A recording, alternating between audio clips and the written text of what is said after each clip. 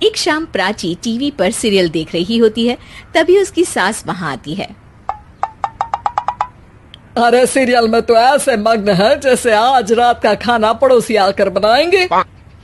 मुझे पता ही नहीं था आपने अपने बेटे की शादी पड़ोस में भी की हुई है। हैं?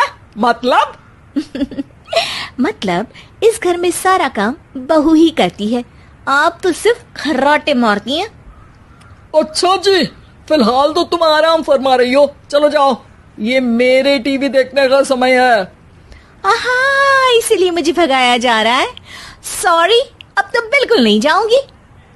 प्राची की इस बात पर दोनों सास बहू के बीच टीवी रिमोट के पीछे बच्चों जैसे छीना झपटी शुरू हो जाती है, जिसके बीच श्लोक भी काम से घर वापस आ जाता है।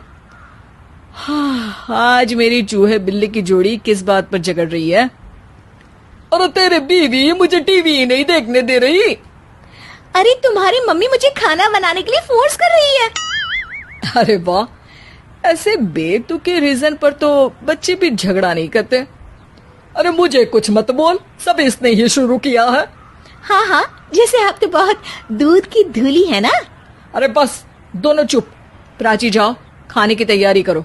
और माँ तुम छोड़ो, तुम्हें क्या बोलूं, शांति से अपना सीरियल देखो, मुझे दोबारा लड़ने की आवाज सुनाई नहीं देनी चाहिए।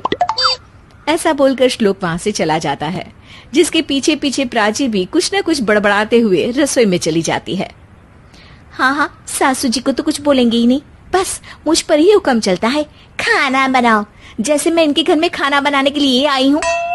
इसी तरह शाम बीतती है और रात को श्लोक और प्राची की सास खाना खाकर सोने चले जाते हैं, लेकिन प्राची गुस्से में कुछ खाए बिना काम में ही लगी रहती है। इस घर में किसी को घंटा फिक्र नहीं पड़ता, मैं खाऊं या भूखी रहूं। प्राची कुछ देर के लिए रसोई से बाहर जाती है और जैसे ही वापस आती है तो वहां दूध का भरा ग्लास देखकर हैरान रह जाती है। फिक्र पूरी है, बस दिखाना नहीं है। प्राची दूध पीकर सोने चली जाती है और अगली सुबह एक बार फिर सास बहू का कार्टून नेटवर्क स्टार्ट हो जाता है। ये तुमने ही किया है। अरे अजीब जबरदस्ती है, मैं बोल रही हूँ मैंने कुछ नहीं किया। दोनों ने मिलकर पूरे घर को पागल खाना बनाया हुआ है। यहाँ कोई नॉर्मल इंसान तो रह ही नहीं सकता, इसीलिए अब पड़ोसी क्या रिश्तेदार भी घर आने से कतराते हैं। और सुन बेटे, तू भी चंगा, तेरी माँ भी चंगी, तेरी बीवी भी चंगी, रिश्तेदार। हाँ जी, आपको नहीं पता क्या, गंगाधर ही शक्तिमान है, रिश्तेदार ही। हाँ हाँ, बस समझ गया। कभी जानवरों जैसे लड़ेंगी तो कभी जुगलबंदी करेंगी। भाई मैं आप दोनों के बीच में नहीं फंसना चाहता। सास बहू की इस मनमौजी जोड़ी से परेशान होकर श्लोक अपना सिर खुजलाता वहां से चला जाता है। चलो अब मैं भी कीर्तन में जा रही हूँ। इस पर जैसे ही सास कमरे में अपना पर्स लेने जाती है तो वहां नाश्ते की प्लेट रखी देख मुस्कुराने लगती है और नाश्ता करके घर से बाहर निकलते हुए कुछ पैसे टेबल पर रख जाती है, जिसके कुछ देर बाद सिलेंडर वाला घर आता है। ओ मुरी मैया, मैं सिलेंडर के बारे में तो बिल्कुल भूल ही गई थी। घर खर्च के सारे पैसे भी मम्मी के पास है और श्लोक से बोला तो उल्टा 4 बात सुनाएंगे।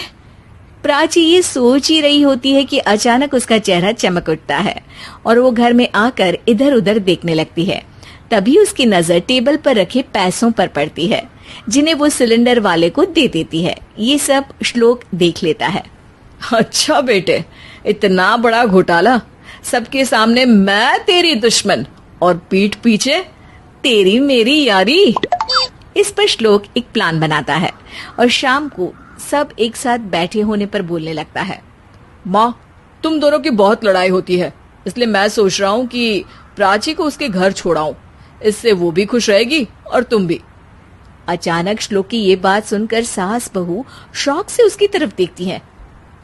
अरे ऐसे कैसे घर छोड़ाओगे, मुझे कहीं नहीं जाना।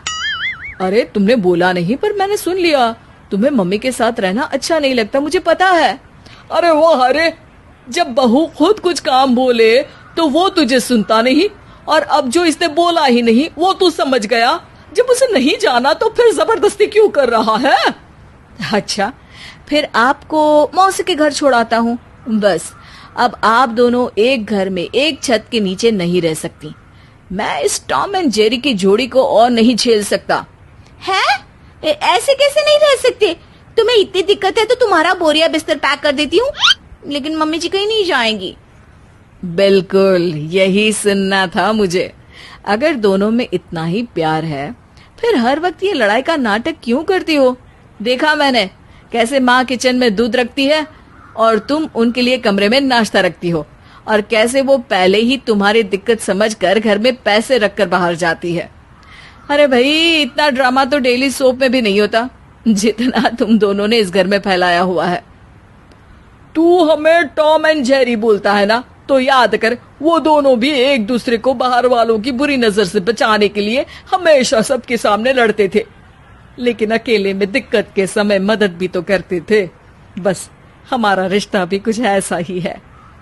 और वैसे भी अगर सास बहू में तू मैं नहीं होती तो दुनिया वालों को कहानियां कैसे मिलेंगी?